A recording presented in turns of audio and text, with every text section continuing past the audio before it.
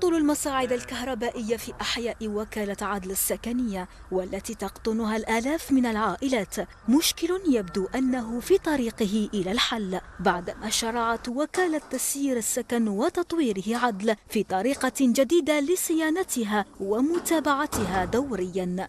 تقديم مشاريع صيانة المصاعد لمؤسسات مصغرة تابعة لوكالة أنساج منتشرة في جميع المساحات التابعة للوكالة جاء تطبيقا لقرار وزير السكن والعمران والمدينة باعتباره طريقة محدثة لتشغيل الكفاءات وخوصصة الخدمات. صافي شهر اللي بدينا في السيت واتفايت عندنا 40 اسانسور خدمنا 10 و ça se passe bien يعني مع لي غارديان مع لي زابيتون. كان سيستم سيكوريتي في لاسانسور وكي لي سيستم سيكوريتي هذو ما يمشيوش ولا ما يمشوش 100%، حنا واش نديرو على لا سيكوريتي تاع العباد اللي ساكنين هنايا نحبسوهم على لا سيكوريتي نتاعهم. لقينا في الخارج en France en Espagne وجبنا notre savoir-faire pour améliorer le fonctionnement des ascenseurs. Le projet est intéressant, ça permet aux jeunes de l'ANSEJ de montrer que c'est des vrais professionnels et ça permet d'améliorer le cadre de vie des habitants de l'ADL. مؤسسة كامي عينة من المؤسسات المصغرة المستفيدة من هذا المشروع تتولى بموجبه صيانة مصاعد حي 1500 مسكن في أولاد فايت. وجدناهم هنا من أجل تثبيت وسائل الأمان في المصاعد الكهربائية لتفادي أي مخاطر قد تحدث جراء غيابها. في الأول بدنا دي diagnostics, on a contrôlé les sécurités pour garantir la sécurité des usagers. Ensuite, بدينا les entretiens préventifs. المشكل في بياسة ميكانيك لاسانسور يطيح.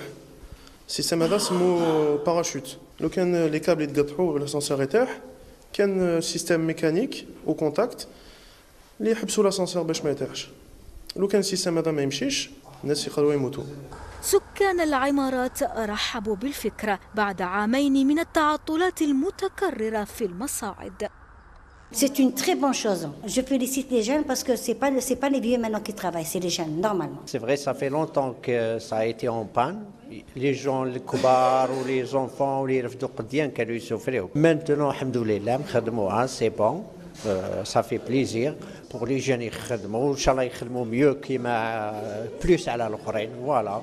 وجود هؤلاء الشباب المفعمين بالنشاط والحيوية زاد من طمأنينة سكان العمارات في انتظار تطبيق إدماج المؤسسات المصغرة في جميع أحياء عدل لتوفير باقي الخدمات وتسيير أمثل للمجمعات السكنية.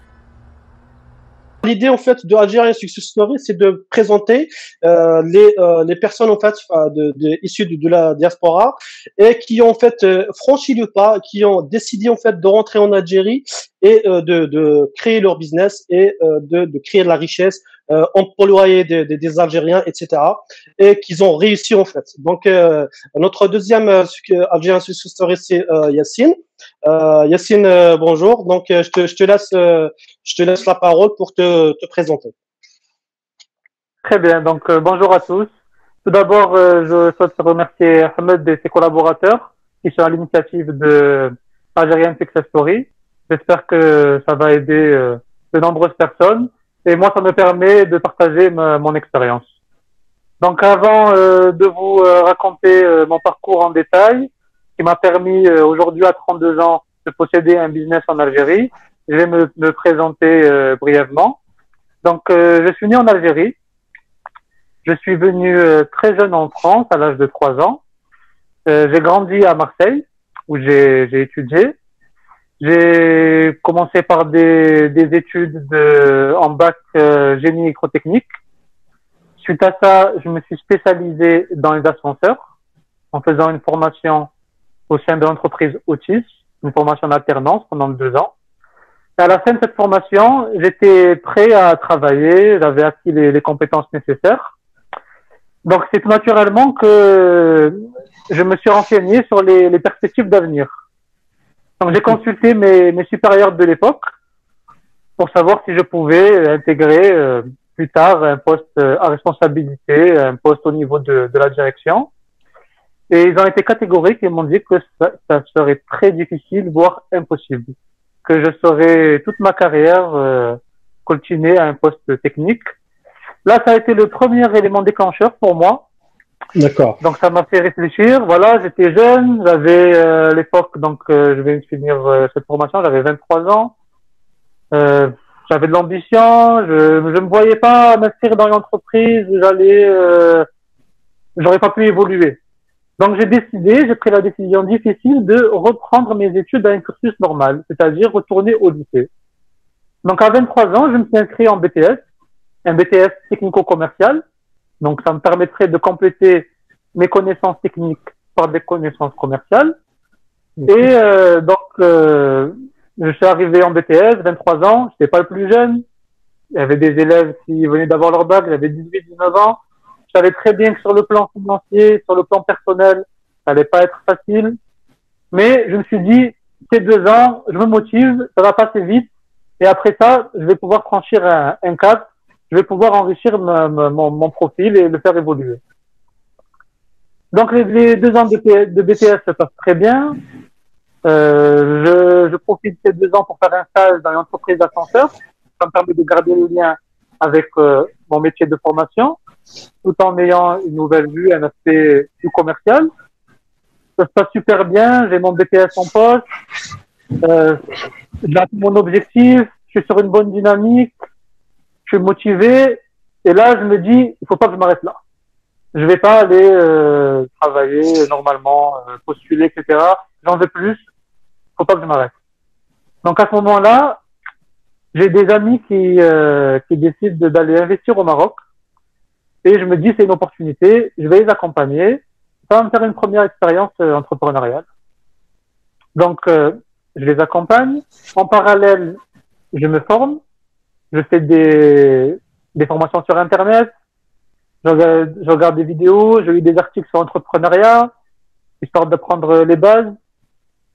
Et pendant cette période au Maroc, j'entends parler de mécanismes de financement en Algérie pour les jeunes qui souhaitent lancer leur entreprise. Donc là, je commence à réfléchir, je commence à me dire c'est peut-être intéressant d'aller voir ce qu'il en est. Et donc, à l'âge de 25 ans, je décide d'aller en Algérie pour me renseigner sur ces fameux mécanismes de financement. Alors là, en fait, Yassine, tu as fait en fait des études techniques dans la partie ascenseur et aussi en fait des études dans le commerce. Dans le domaine commercial. Et comme ça, en fait, dans le domaine commercial, et tu te sentais en fait bien préparé pour.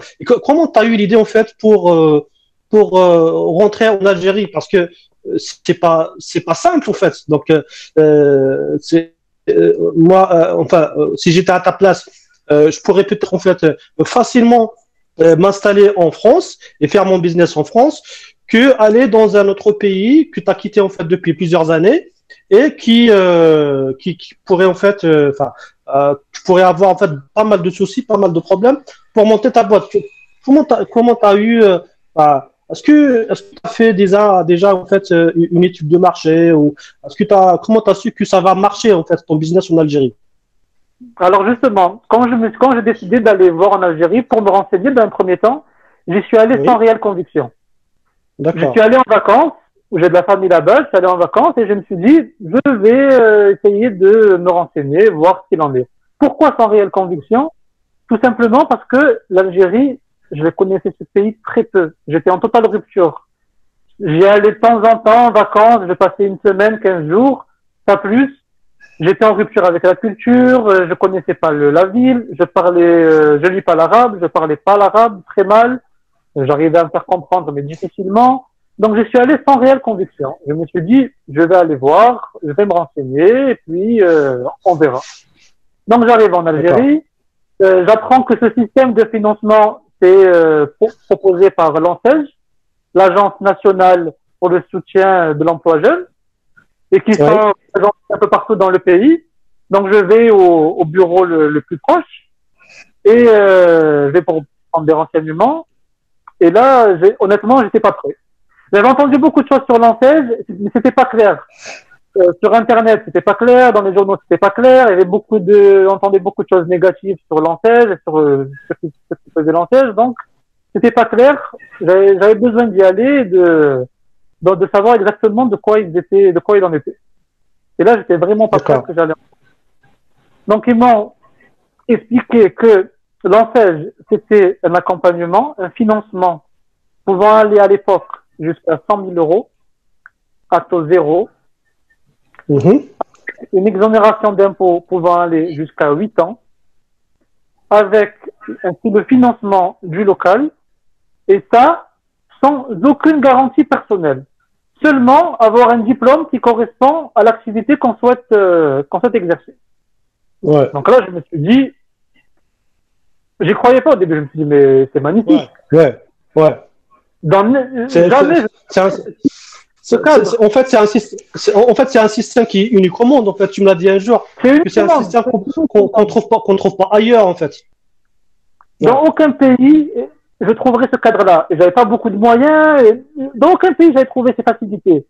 Près de 100 000 euros de financement à taux zéro, avec un différé de remboursement de 3 ans. Donc, pendant 3 ans, on ne rembourse rien. Et pas d'impôt jusqu'à 8 ans. C'est magnifique. Donc là, je me suis dit, c'est une opportunité en or. Malgré que j'ai des blocages, moi, psychologiques, parce que je me voyais comme un immigré, je me voyais comme un étranger. J'étais victime de mes propres préjugés, en réalité.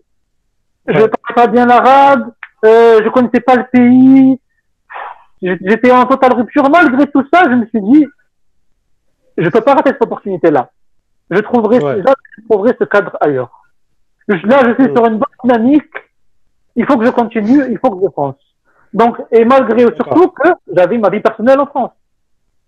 Donc, malgré ça, je me suis dit, je vais me lancer, je vais faire des allers-retours, je vais créer le dossier en 16 et je vais créer ma société. J'ai pas d'études de marché, j'ai aucun plan, je sais pas du tout comment ça fonctionne, mais j'ai ici une opportunité en or. J'ai quelque chose que nulle part dans le monde on me proposera, c'est-à-dire un financement, une exonération d'impôts. Parfait.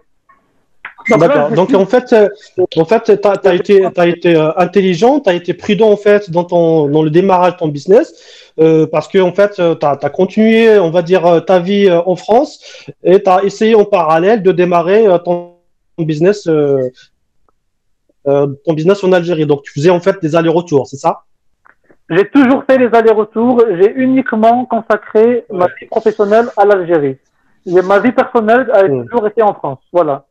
J'ai fait ce choix, j'ai fait des allers-retours pendant des années. Voilà, je reviendrai plus tard en détail. Mais malgré tout ça, malgré tous ces petits blocages qui peuvent être assez décourageants, quand j'ai entendu parler de l'ANSES et du système de financement, j'ai foncé. Très bien. Donc, tu as constitué ton dossier, en fait, tu allé à l'administration, tu as déposé ton dossier. Tu n'as pas eu de difficultés, en fait, pour constituer le dossier, pour avoir une réponse positive de la part de l'ANSES, des banques, etc. Alors, quand j'ai commencé à constituer le dossier, donc il y a un pré-dossier à faire avant de passer devant une commission. Très simple, il suffit de ramener le diplôme qui est en lien avec l'activité. Donc, pour ma part, c'était les ascenseurs. Ça tombait bien, j'avais un diplôme dans les ascenseurs. Il fallait ramener les devis du matériel nécessaire. Donc, pour ma part, c'était une camionnette, du matériel, des outils et de quoi équiper le bureau, voilà, tout ce qui est matériel informatique. Donc, suite à ça, on passe à la commission. La commission, j'avais un peu d'appréhension parce que je parlais pas bien l'arabe. Je me doutais bien que vous allez me poser des questions en arabe, ça n'allait pas être évident. Voilà, j'y suis allé, je me suis présenté à la commission. Ils ont commencé à me poser des questions en arabe. Ils ont expliqué que je comprenais pas tout, que je m'exprimais difficilement. Ils m'ont dit pas de problème. J'ai exposé mon projet en français. Ça a duré quelques minutes et tout de suite, donc j'ai eu l'accord de la part de l'ANSES et ils ont choisi une banque pour m'accompagner dans le financement. D'accord. Sachant que l'ANSES, c'est un financement en 3 parties. Donc, vous avez l'ANSES qui finance entre 28 et 29% selon le montant. Vous avez la banque qui prend 70% et vous avez le promoteur qui prend en charge 1 à 2% selon le montant. Voilà, donc D'accord. c'est choisir de financer directement avec l'ANSEJ. Sachant Ouais. que le plus important, avec du recul, le plus important avec l'ANSEJ, c'est l'exonération fiscale. Pas d'impôt pendant Ouais. 8 ans, c'est quelque chose de magnifique. D'accord, très bien. Je demande en fait aux participants s'ils ont des questions, bah, n'hésitez pas en fait à poser vos questions sur le chat. Et après, moi et Yacine, on va regarder, on va prendre en fait les questions pour y répondre en fait en direct. Donc n'essayez pas en fait de poser la question via l'audio parce que c'est un peu difficile d'organiser tout ça. Donc je vous demande en fait si vous avez des questions, vous les posez directement sur le chat. Et après nous en fait, on va passer par toutes les questions. Et on va les poser à Yacine et comme ça, il va nous répondre au fur et à mesure.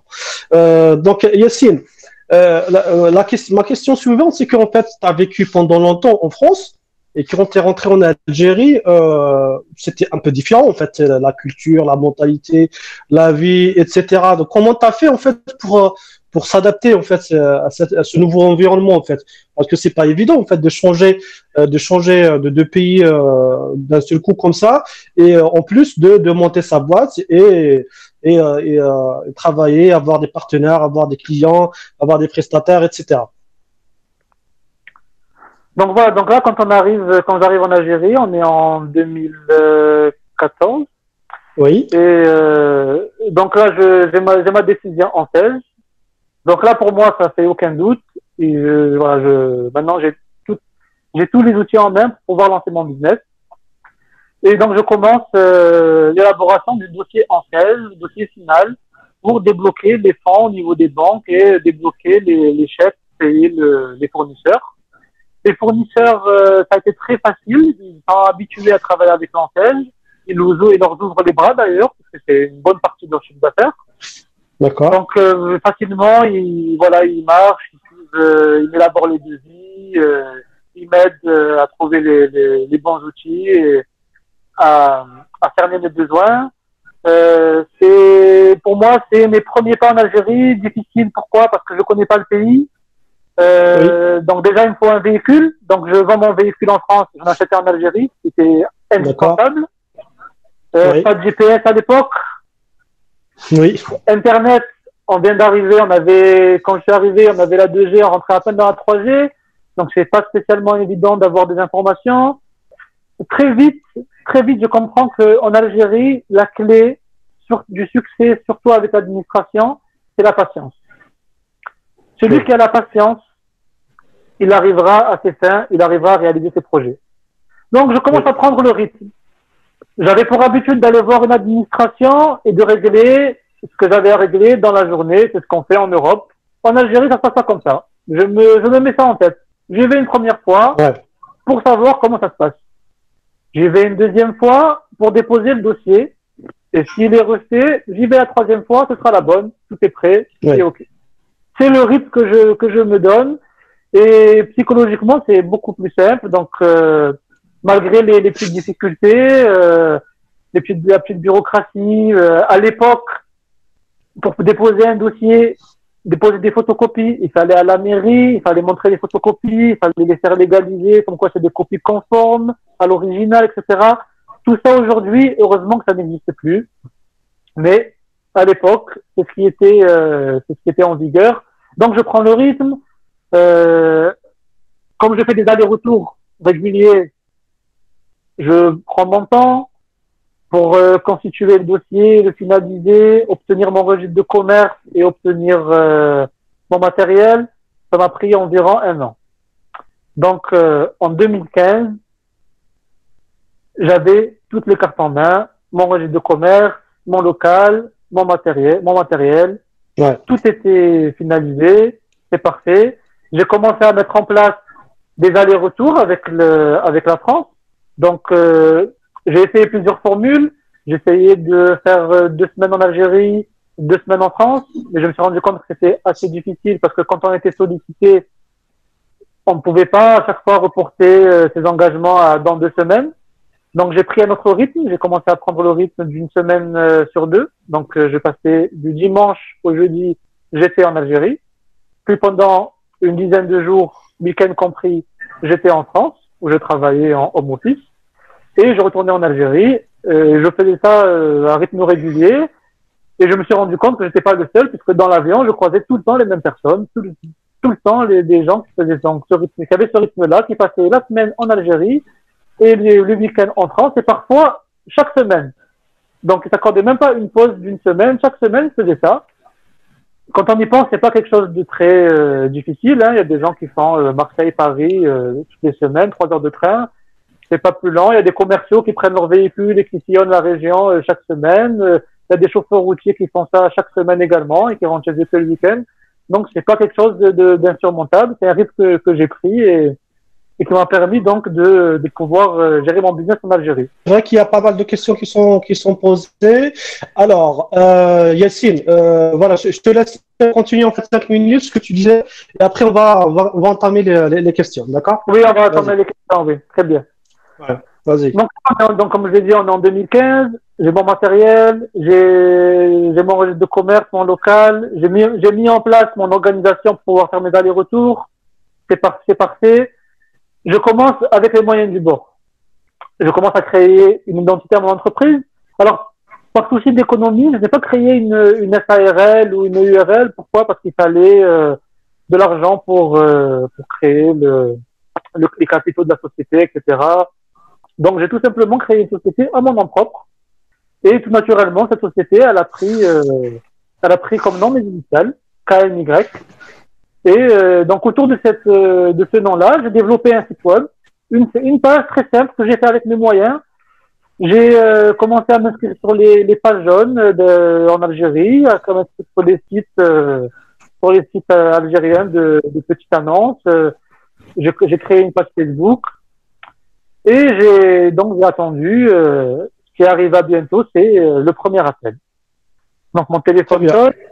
Premier client, voilà, donc la premier client, c'était une université. Elle a besoin, elle est en panne, ascenseur en panne, elle a besoin d'un dépannage urgent dans la journée. Moi, je suis seul, j'ai pas d'employé. Allez, je fonce, j'enfile mes vêtements de travail, je prends ma caisse à outils, direction chez le client. Ça se passe très bien.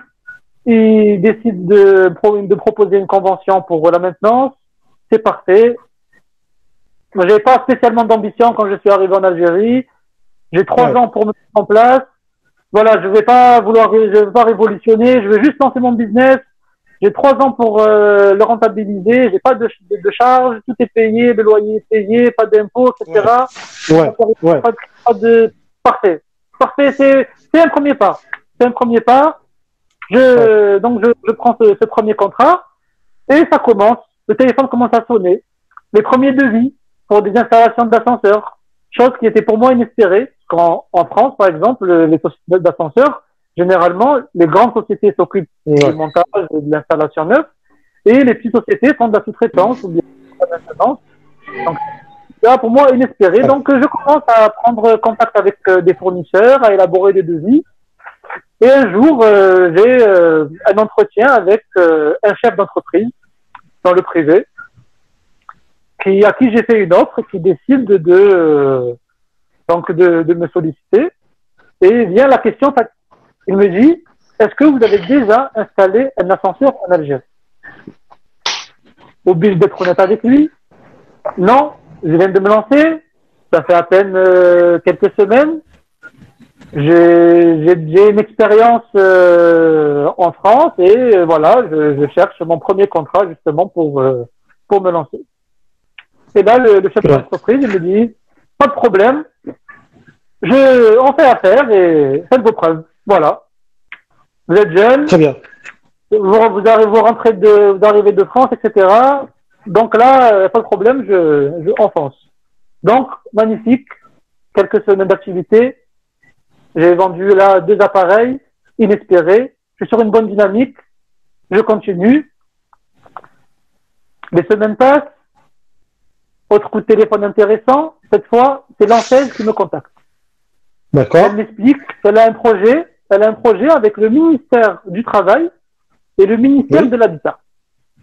Ils cherchent des entreprises dans l'ascenseur, dans le domaine de l'ascenseur, dans le domaine du nettoyage, dans le domaine de tout ce qui est espace vert pour les logements sociaux, pour les ADL.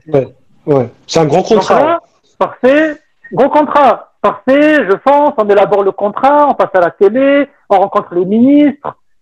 Super, c'est une super bonne dynamique. Ça fait quelques mois que j'ai commencé. J'ai déjà quelques installations d'ascenseurs. J'ai un contrat avec l'État, je suis passé à la télé. Je suis encore plus motivé. Parfait, j'intègre ça dans mon argumentaire commercial. Donc, j'explique aux clients, voilà, moi, je suis passé à la télé, je travaille avec l'État, je suis quelqu'un de sérieux, j'ai des projets intéressants, donc je suis en confiance. Comme je me suis formé sur le commercial, je suis très à l'aise avec les clients. Parfait. Donc, là, tout s'enchaîne. Tous mes blocages, petit à petit, ils ont commencé à disparaître. Moi qui pensais être comme un limite, au contraire, c'est devenu une force. Les gens, ils se sont dit, cette personne-là est sérieuse. Elle a laissé la France, où elle aurait pu avoir une carrière, avoir des opportunités. Exactement. C'est ça. Travailler. Voilà. Je me suis rendu compte que les gens, dans le business, ils parlaient en français. Pas la peine de s'attarder à parler en anglais. Bien sûr, j'ai appris doucement à parler un peu mieux en arabe, mais dans le business, ça parlait en français. Parce que tous mes blocages, ils ont commencé à se dissiper, on commençait à avoir la 4G, on commençait à avoir Google Maps, etc. Ça s'est facilité de plus en plus. Donc, je suis sur une bonne dynamique. Et là, arrive mon premier grand projet. Oui. Donc, je rencontre un chef d'entreprise qui a un projet d'une dizaine d'ascenseurs. Pour moi, difficile, inespéré, mais j'insiste. Je vais le voir plusieurs fois, je le relance, je lui fais des propositions.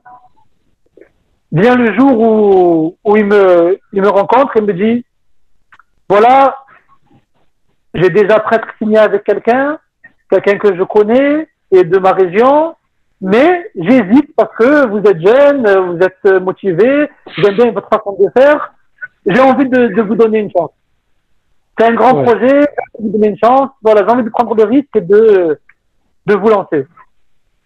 Donc, très bien. Quelques jours plus tard, il m'appelle, il me dit, tu viens, je te passe le contrat du concurrent, tu me refais la même chose, je récupère ton chèque, et c'est parti. Voilà. C'est parti. Ton premier gros projet, tu te lances.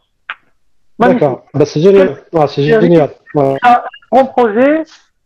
Un grand projet, des petits projets en parallèle. J'ai un projet avec l'État qui me donne une certaine image. Parfait. En parallèle de ça, un autre gros projet, une quinzaine d'ascenseurs, pareil, inespéré.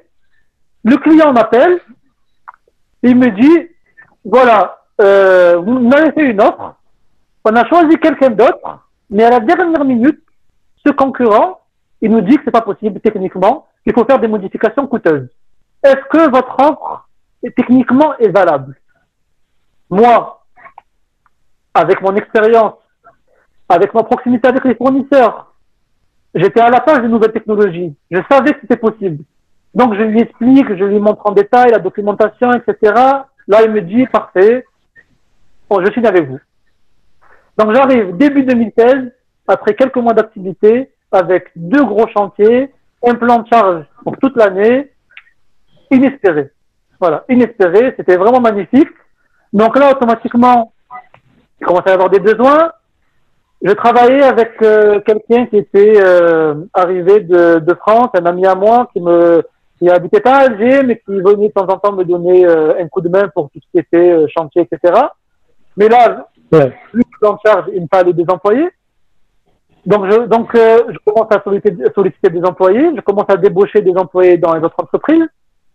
Les gens, ils viennent aussi d'eux-mêmes parce qu'ils entendent parler de moi. Ils savent que j'ai du travail, ils savent que je suis quelqu'un de sérieux, que je propose des bonnes conditions, des bons salaires.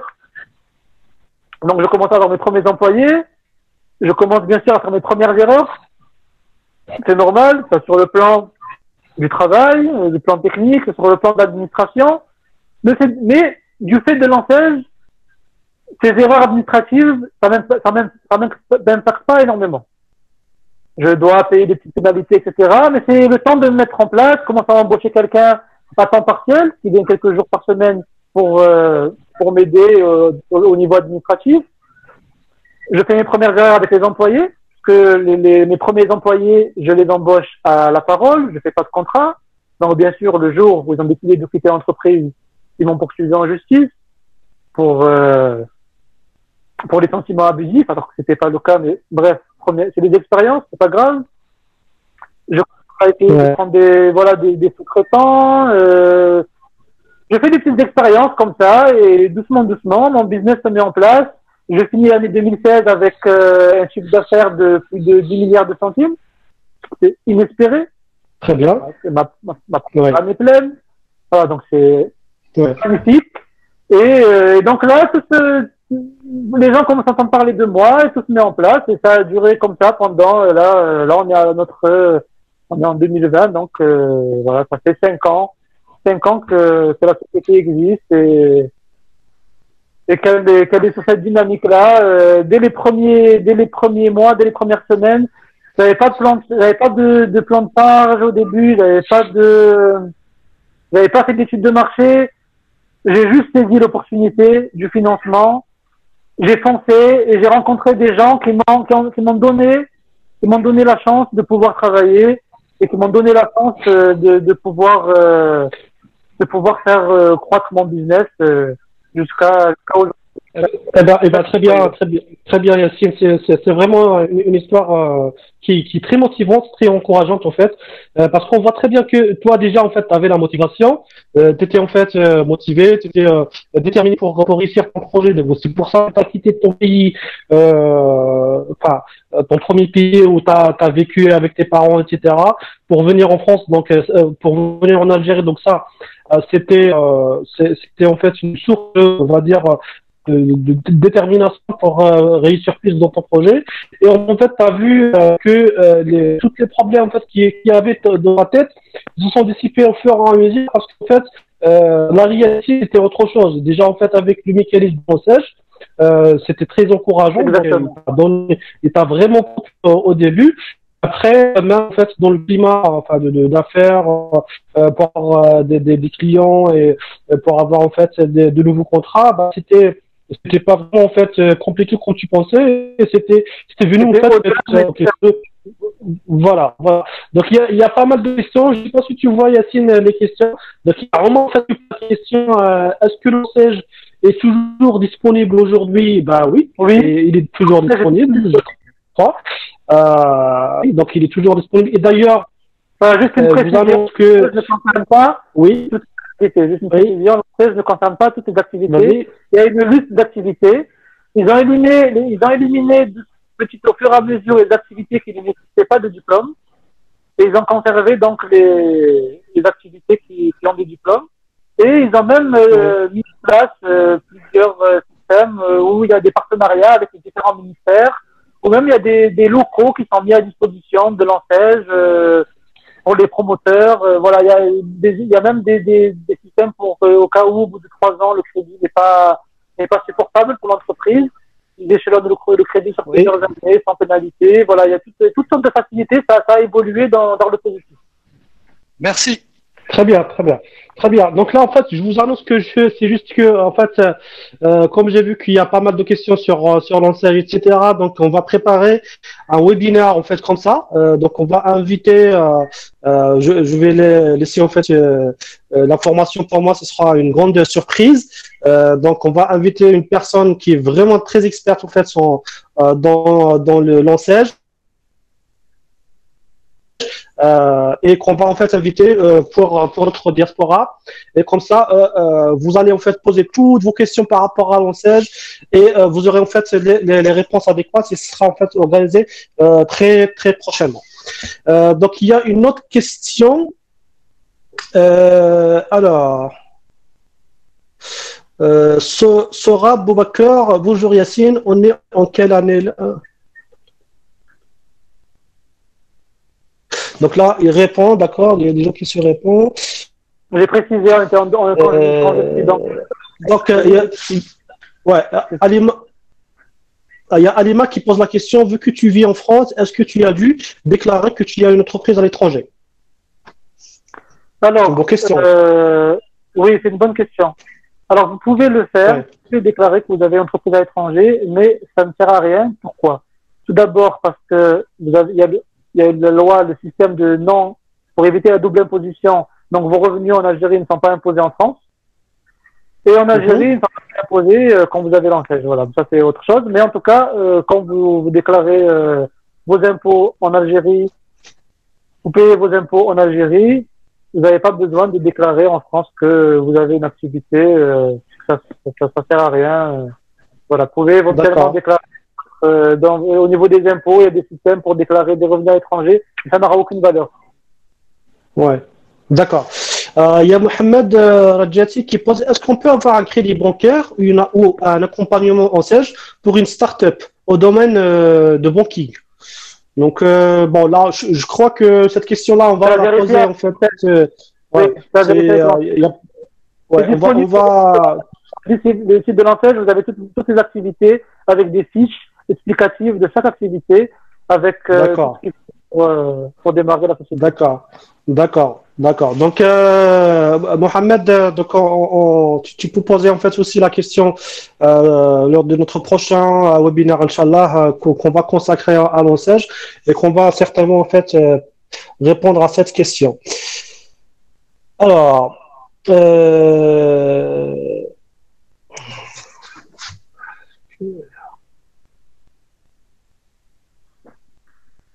les garanties de paiement, Ahmed. Oui, les garanties de paiement. Donc, il y a une question sur les garanties de paiement. Il y a certaines questions en fait qui nous échappent. Voilà. Par rapport aux garanties de paiement, en fait, est-ce que tu as un éclaircissement là-dessus, Yassine? Quelles sont les garanties de paiement en Algérie? Moi, j'ai fait le choix de travailler uniquement avec le privé. J'ai essayé un ou deux projets avec l'État, mais les paiements sont très lents. Vous avez la garantie d'être payé avec l'État, mais les paiements sont assez lents, les démarches sont assez difficiles. À mon goût, ça demandait beaucoup de démarches administratives pour réclamer les paiements. Donc, j'ai choisi de travailler uniquement avec le privé. Donc, avec le privé, moi, ce que je conseille à tout entrepreneur dans le monde entier, c'est d'exiger une avance, premièrement. Donc, c'est ce que je faisais à chaque projet. J'exigeais une avance de 50%. Donc, déjà, ça permet de marquer l'engagement du client, qui vous verse une somme. Oui. Et ensuite, des acomptes. Au fur et à mesure où le projet avance, je demandais des acomptes. Donc, quand je ramenais le matériel, avant de commencer les travaux, je demandais un deuxième acompte. Avant de finaliser, de mettre en service les appareils, je demandais un dernier acompte. Et je demandais en parallèle, selon le projet, si possible, un chèque de garantie de la part du client. Donc, ça permettait d'avoir une garantie au cas où le client ne puisse pas payer. Sachant qu'un chèque de garantie, sur le terme juridique, un chèque, ça a plus d'importance qu'un contrat. Donc, le contrat est important. Il faut blinder le contrat, il faut bien expliquer les modalités de paiement. Voilà, il faut faire le maximum. Il faut demander conseil s'il faut un juriste, un avocat, mais il faut bien blinder les contrats. Il faut signer des contrats avec tout le monde, y compris avec le privé, que ce soit un particulier ou une entreprise. Et le chèque de garantie, selon le projet, selon le montant, selon le feeling, il ne faut pas hésiter à le réclamer au client. Ça vous permettra, en cas de litige important, vous déposez votre chèque à la banque si le client ne souhaite pas payer, et ça vous permet d'entamer des démarches de poursuite éventuellement. J'en suis jamais arrivé là, mais c'est toujours bien, voilà, de se prémunir. D'accord, très bien. Il y a une autre question en fait par rapport Merci. à la chambre de commerce. Je t'en prie, Omar. Par rapport à la chambre de commerce, donc il y a Sofiane Midouche qui pose la question, la chambre de commerce algérienne-française, est-ce qu'elle propose des aides? Je pense pas. Elle propose de s'inscrire. J'ai déjà été sollicité par cette chambre de commerce, mais comme je suis entreprise de droit algérienne, j'ai pas spécialement vu l'intérêt. Honnêtement, je pense pas qu'elle propose des financements ou des particularités en dehors de ce qui pourrait concerner l'import-export avec des sociétés françaises. Je pense que c'est ce qu'elle fait principalement. D'accord.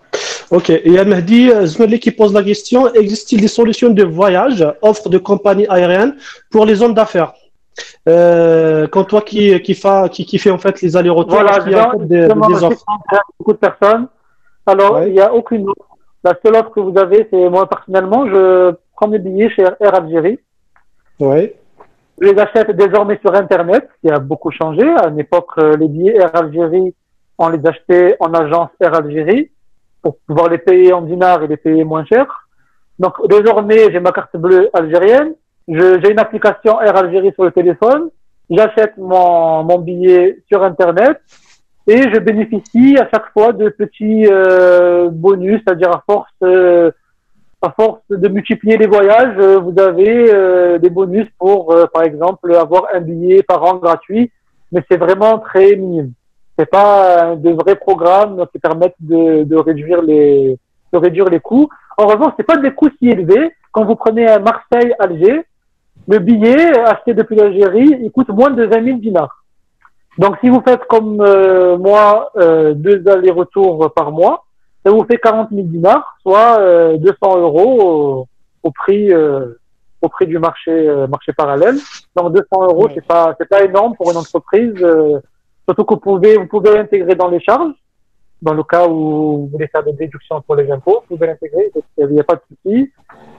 C'est pas un coût trop élevé. D'accord. Bon, très bien.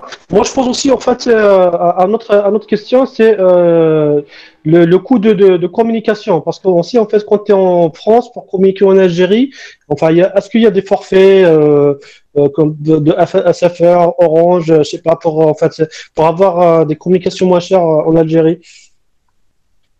Alors, personnellement, moi, j'ai fait le choix uniquement d'utiliser ma puce algérienne. J'ai un téléphone double puce, donc j'ai ma puce française, ma puce algérienne. Ma puce Ouais, française, je la coupe quand je suis en Algérie. Et quand je suis en France, ma puce algérienne reste active. À l'époque, d'accord. quand j'ai commencé, il y avait très peu d'offres roaming pour pouvoir utiliser à l'étranger son forfait Ouais, algérien. Désormais, pour 2000 dinars, je crois que vous avez 1 heure d'appel en émission vers l'Algérie, en réception. Vous avez un lot de SMS, vous avez même Internet. Donc, moi, je procède d'accord. comme ça. J'ai un abonnement auprès d'une compagnie de téléphone algérienne, Oredo, hein, pour ne pas la citer.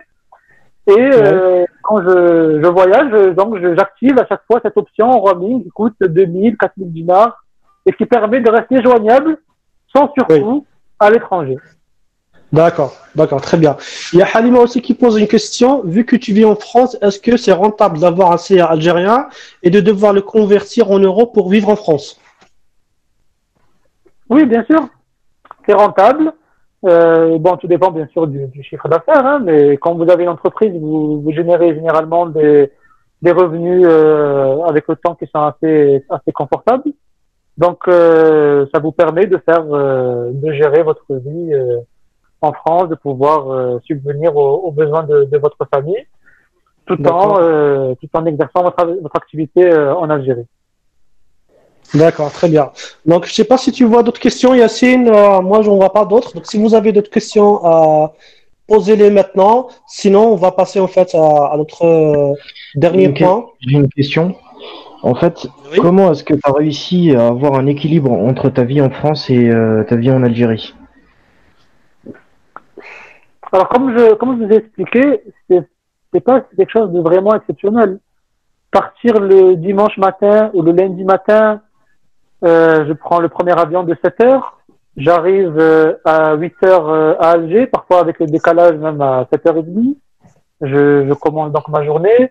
Je rentre le jeudi soir. Je passe le week-end en famille en France et encore une semaine en France, puisque c'est le choix que j'ai fait. Il y en a qui font ça chaque semaine. Moi, j'ai fait le choix d'avoir une semaine sur deux pour un peu amortir un petit peu le rythme. C'est pas quelque chose d'exceptionnel. Il y a des gens qui font ça, que ce soit dans d'autres pays, dans d'autres villes. Hein, comme je vous expliquais tout à l'heure, Marseille, Paris, il y a des gens qui font ça chaque semaine. Chaque semaine, ils font ça. Des gens qui soient des gens qui travaillent dans la télévision, par exemple, des gens qui travaillent dans le commerce, des gens qui ont des business. Un chauffeur poids lourd fait ça régulièrement. Il part le lundi matin, il démarre son camion et il va faire la route toute la semaine. Il fait le tour de France ou dans d'autres pays et il rentre le vendredi soir Ça n'a rien d'exceptionnel. Ça n'a vraiment rien d'exceptionnel. Il suffit juste de prendre le rythme. Là, je vois une question au niveau des coûts du billet. Oui. Au début, justement, pour d'un souci de coût, je faisais 15 jours, 15 jours. Donc, je faisais un voyage par mois. Donc, ça me faisait 20 000 dinars, 100 euros. C'est pas énorme. Mais je me suis vite rendu compte que c'est difficile. Parce que, par exemple, si un client, je viens de rentrer d'Algérie. On est le jeudi soir, je rentre d'Algérie. Le dimanche, un client m'appelle. Il me sollicite pour un rendez-vous. Je serai dans l'impossibilité de le rencontrer avant 2 semaines. Donc, automatiquement, ça me met en situation d'handicap par rapport aux concurrents qui doivent intervenir rapidement. Le fait de prendre ce rythme d'une semaine sur 2, il m'appelle le dimanche, je lui dis dimanche prochain, on se rencontre. C'est raisonnable. Je suis en déplacement, dimanche prochain, on se rencontre, c'est raisonnable, c'est professionnel, voilà. Donc, c'est pour ça que j'ai pris ce rythme d'une semaine sur 2. D'accord, bon, très bien. Et bien sûr, dans le temps, c'était plus facile d'amortir le coût. Ça me faisait 200 euros par mois, c'est pas énorme. Alors, j'ai vu 2 questions. Est-ce que je regrette? Qu'est-ce que je pourrais regretter? Je veux dire, j'ai un business à l'étranger. Malgré les choses négatives qu'on entend, aujourd'hui encore, il y a des gens de ma famille qui me disent qu'est-ce que tu fais en Algérie, rentre en France, définitivement, etc. Vous aurez toujours des personnes négatives qui vont vous dire l'Algérie c'est difficile, c'est pas un pays, etc. Vous aurez toujours des personnes négatives qui vont vous dire ça. N'écoutez pas ces gens-là. Écoutez les personnes positives, écoutez les gens qui ont fait l'expérience, et vous allez vous rendre compte que dans le domaine de l'entrepreneuriat, quand vous allez commencer à côtoyer des entrepreneurs, qu'il y a plusieurs profils. Vous allez trouver celui qui a échoué plusieurs fois avant de réussir. Vous allez trouver celui qui a réussi son entreprise, puis un jour qu'il a vendu, qui a décidé de reprendre une carrière avec des responsabilités en tant qu'employé. Vous allez trouver celui qui son entreprise n'était plus rentable et il a décidé de passer à autre chose. Voilà, vous allez rencontrer des tas de personnes, ça va vraiment vous ouvrir l'esprit, ça va vous permettre de voir qu'il n'y a pas que uniquement noir, uniquement blanc. Vous avez les 2 perspectives. Il faut trouver un équilibre entre les bons côtés, les mauvais côtés. Et moi, la leçon que je retiendrai de mon expérience en Algérie, c'est que par rapport à mes débuts, 2014-2015, ça s'est grandement amélioré, ça s'est facilité. Aujourd'hui, je peux consulter mon compte en banque depuis mon smartphone, je peux acheter mes billets depuis mon smartphone.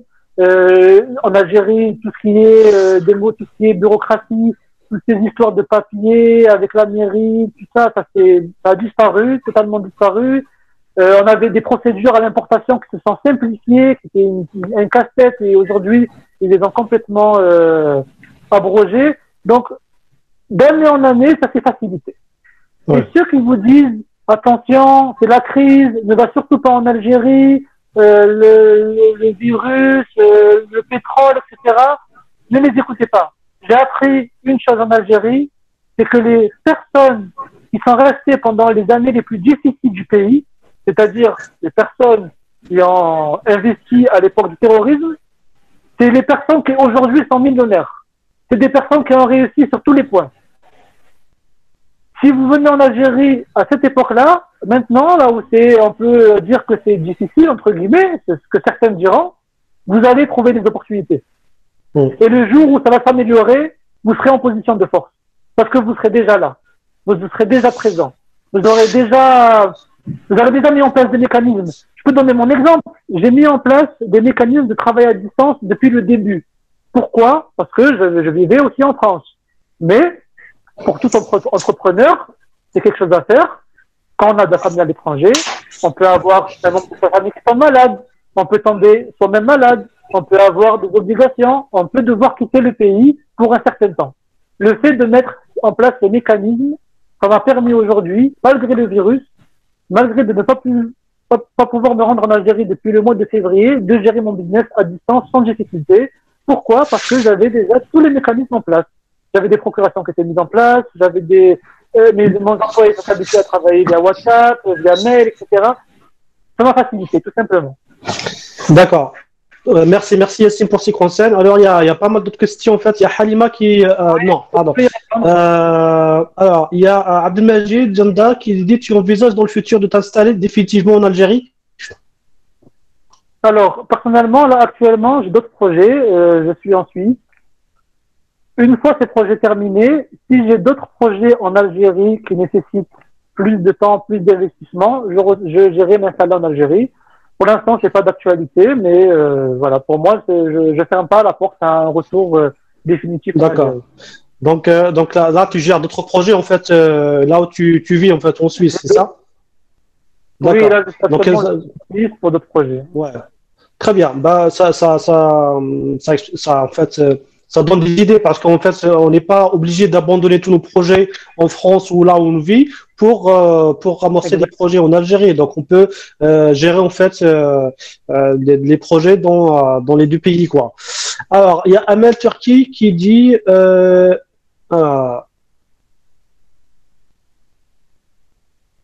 je sais pas comment tu as une pensée que c'est de en tant que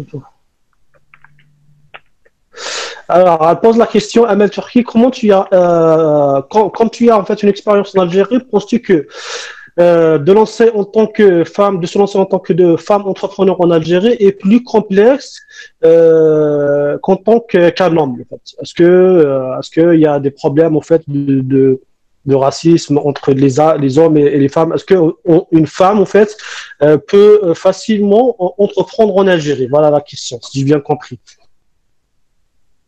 Alors, sur le point de vue de mon expérience, ce que j'ai appris en Algérie, c'est qu'une femme vaut 10 hommes. Tout simplement parce qu'elle rencontre effectivement des difficultés. Je pense pas qu'elle rencontre plus de difficultés qu'elle pourrait rencontrer en France, hein. C'est tout simplement selon les personnes qu'on croise. Mais j'ai déjà vu des femmes réussir en Algérie tout simplement parce que de par leur caractère, de par leur motivation, elles ont rencontré comme moi qui avaient des préjugés par rapport à mon statut d'immigré. Elles ont rencontré des gens qui les ont lancés, qui leur ont fait confiance et qui ont apprécié le fait de voir une femme se lancer, investir. Et elles sont nombreuses à l'avoir fait, à avoir franchi le pas. Et je pense que leur réussite est exemplaire. D'ailleurs, il y a sur LinkedIn ou sur Internet, si vous faites des recherches, vous allez trouver plusieurs profils différents de femmes qui ont franchi le pas et qui ont investi en Algérie malgré tous ces blocages. On a tous des blocages. Et comme moi, je vous ai expliqué, j'avais des blocages personnels. Et si j'ai une chose à vous dire, que ce soit homme ou femme, c'est aller au-delà de vos blocages. Lancez-vous.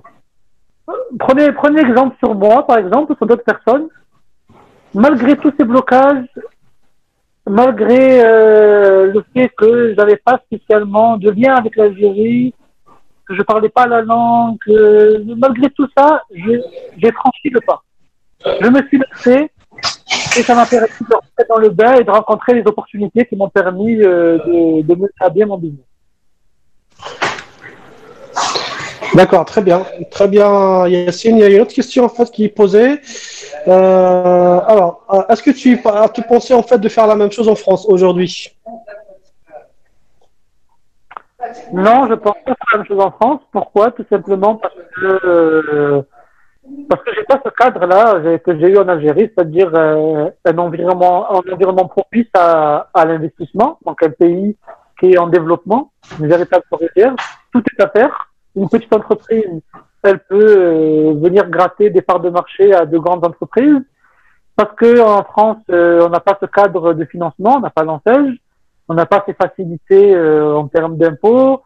Moi qui ai pris le rythme de l'administration algérienne, je trouve qu'elle est beaucoup plus souple que l'administration française, simplement.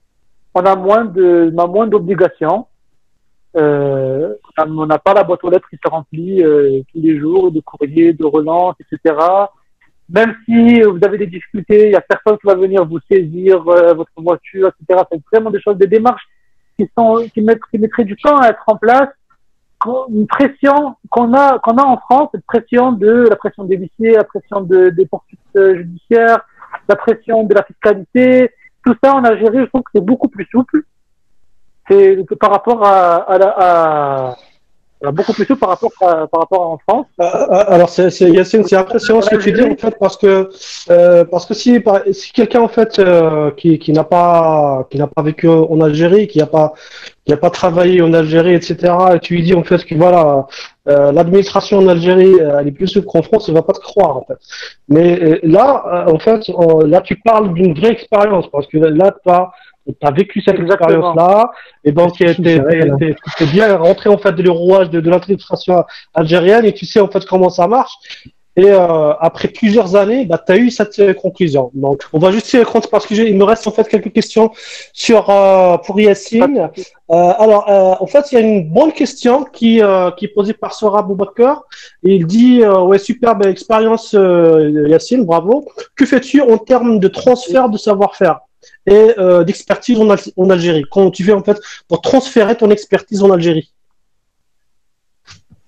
Alors, personnellement, je me suis appuyé sur des compétences locales. Donc, j'ai recruté des personnes qui étaient formées en Algérie, qui avaient appris soit par le biais de leurs études, soit par l'expérience de leur travail. J'ai aussi mis en place des emplois pour les jeunes apprentis. Donc, il y a des CFA en Algérie, des écoles professionnelles qui pratiquent l'alternance. Donc, j'ai pris des jeunes qui venaient travailler chez moi 2 semaines ou 3 semaines dans le mois et qui, le reste du temps, étaient à l'école et que j'ai ensuite embauchés dans mon entreprise, qui ont appris le métier, qui apprennent aujourd'hui encore le métier. Et voilà, je verrouille pas le savoir-faire, c'est-à-dire ce que j'apprends de mes fournisseurs, tout ce qui est évolution technologique, tout ce qui est documentation, je le partage. Je sais très bien que c'est quelque chose qui va se propager dans d'autres sociétés peut-être. Hein, des gens rentrent dans ma boîte, ils quittent la boîte, mais c'est une bonne chose. C'est une satisfaction.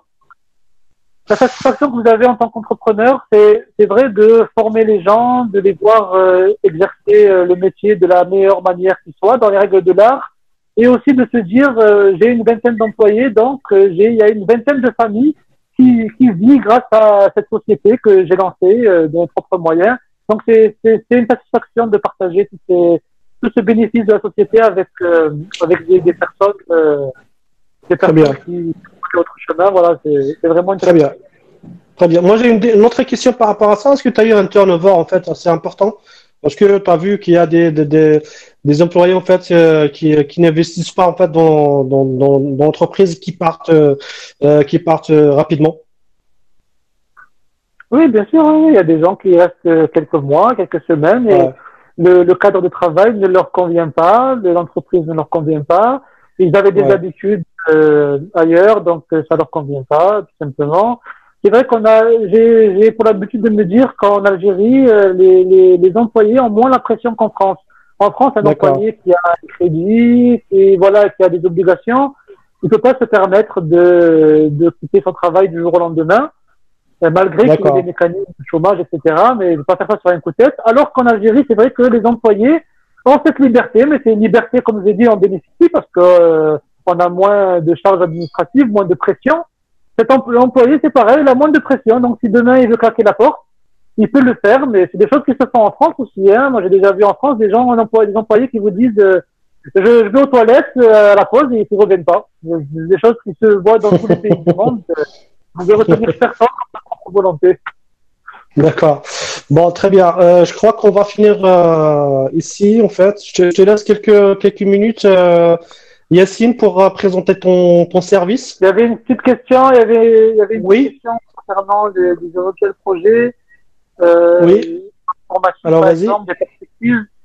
Moi, de mon point de vue, je pense que sur le terme du numérique, il y a beaucoup de choses à faire en Algérie, en particulier pour les personnes qui ont des compétences dans le développement d'applications. Moi, j'ai des idées, j'en ai encore des idées certainement. J'ai eu des projets, mais j'ai pas su m'entourer des bonnes personnes pour l'instant, mais peut-être que j'aurai l'opportunité. Donc, je pense que sur ce point de vue-là, il y a beaucoup de choses à faire en Algérie et il y a un grand avantage, c'est que tout ce qui est numérique, vous pouvez le faire à partir de n'importe quel coin du monde. Voilà, vous venez en Algérie pour créer votre registre de commerce, pour créer votre compte en banque, prendre votre nom de domaine, réserver votre nom de domaine en DZ, et ensuite vous faites vos valises et vous partez, il n'y a pas de problème. Voilà, il n'y a pas de difficulté particulière. En Algérie, vous avez 2 obligations administratives dans le mois, c'est les impôts et quand vous avez des employés, la CNAS, qui est l'équivalent de l'URSSAF en France. Vous n'avez que 2 rendez-vous à faire. 2 rendez-vous qui se sont facilités. Maintenant, par exemple, la CNAS, on fait ça par Internet. Avant, il fallait se déplacer. Maintenant, on fait ça par Internet. Donc, des choses qui vont se faciliter de plus en plus. Donc, j'encourage les gens qui sont dans ce domaine-là, dans l'informatique, dans le développement d'applications, de créer des applications pour leur propre compte ou de proposer ça aux entreprises. D'accord, très bien. Parfait, parfait. Merci Yassine en fait pour ces explications. C'est vraiment motivant et intéressant. Donc, est-ce que tu veux rajouter quelque chose par rapport à ton service, Yassine? Donc, nous on fait la société KNY Ascenseur, vous la trouverez facilement sur Internet. On fait l'installation des ascenseurs. Des sollicitations, on fait uniquement l'entretien de nos propres produits. Nos produits qu'on a fait fabriquer. On fait fabriquer nos produits exclusivement en Europe, dans des usines en France et en Espagne, via des fabricants spécialisés. Donc, on fait bénéficier à nos clients de garanties européennes, de produits aux normes européennes. Les gens qui sont intéressés par des ascenseurs ou qui sont dans le domaine du BTP et qui veulent amener des projets ou qui ont des projets dans ce domaine, n'hésitez pas à me contacter sur LinkedIn. Donc je suis joignable. Ceux qui sont aussi par exemple sur Instagram, j'ai un Instagram public où je partage des petites citations de motivation, etc., où je montre un petit peu l'envers du décor du travail en Algérie. C'est yassine.m.k, donc je vous invite à m'ajouter pour échanger avec moi et n'hésitez pas à me demander des conseils, je réponds à tout le monde, même si je connais pas spécialement votre projet, je pourrais vous conseiller et vous aider à vous étaler en Algérie. Là, je vois une petite question. Est-ce que j'ai pensé à devenir fabricant? Alors, dans le domaine des ascenseurs, c'est difficile parce que il faut savoir qu'une usine en Europe, elle travaille pour toute l'Europe et pour toute l'Afrique. Donc, pouvoir amortir les équipements, il faut vraiment avoir une demande importante, ce qui n'est pas le cas en Algérie. La demande est importante, certes, mais on doit se la partager entre les différentes entreprises, plus entre les importateurs. Donc, c'est pas quelque chose d'intéressant pour l'instant. Ok, bon bah très bien Yassine, je te remercie beaucoup pour ton temps, pour toutes ces réponses. Donc là en fait, je vais par la suite en fait publier le replay de ce webinaire et je vais rajouter aussi en fait quelques vidéos de Yassine et aussi en fait tous les coordonnées de Yassine si vous êtes intéressé en fait de le contacter par la suite. Donc vous aurez en fait ces coordonnées dans notre chaîne YouTube Algerian Success Story. Donc voilà, c'est tout pour aujourd'hui et j'espère que ça vous a plu et je vous dis en fait à notre prochaine Algerian Success Story. Donc voilà, merci beaucoup et à la prochaine.